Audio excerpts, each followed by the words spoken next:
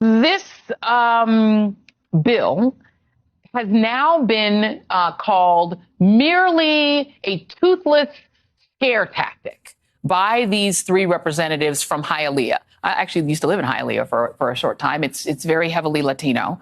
So they were trying to convince Latinos to tell your friends don't leave the state. But the bill is actually more than that, isn't it? Is it just virtue signaling, or is this bill really dangerous? That's the most disgusting part about what those representatives said, Joy. The bill has real life implications for people, and they're actually putting people in danger by pretending otherwise. And they're just lying and spinning because of the heavy community backlash that they're facing. This bill would mandate E-Verify for companies that hire more than 25 people. It actually mandates that healthcare providers and emergency rooms that accept Medicaid dollars asks the immigration status of patients. It prohibits local funding for community IDs, because in Florida, if you're an undocumented person, you cannot get any form of state ID or a driver's license. It makes it a third-degree felony to traverse state lines with an undocumented person. And that's for U.S. residents and U.S. citizens, by the way. And it becomes a second-degree felony if we're talking about a minor, even if that minor is your child or your family member.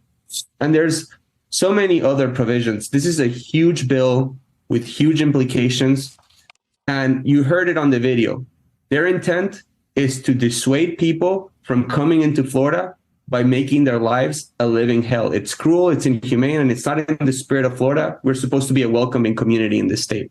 Yeah, I'm going to post, the video is posted actually on my social media. I thought we were going to play it, but I apologize. I didn't play the video. But the representatives, these three local representatives, they start arguing that the bill, that people should convince their family members and friends to stay. So what you now have are Republicans admitting that this bill was a huge mistake, but yet defending the existence of the bill and defending Ron DeSantis and defending Donald Trump and saying they are the greatest governor and president in history. Is that argument going to work with Latino voters in Florida who are feeling the effects of this bill, if not on themselves, on their businesses or on family members? Look, the worst part of this all is that they were warned about the implications of this bill. They were warned on committee. They were warned in private meetings with them. They were warned on the floor, both in the Senate and the House, about how this would impact construction, how it would impact the agriculture sector or hospitality sector, which is so important in Florida.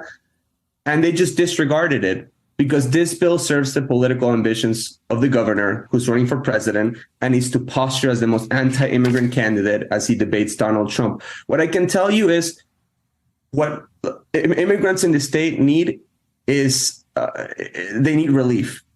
And something that could be done at the federal level is for the Biden administration to grant temporary protected status to different diasporas that are in the state vulnerable to DeSantis' anti-immigrant policies, folks like Nicaraguans and Guatemalans, Salvadorians.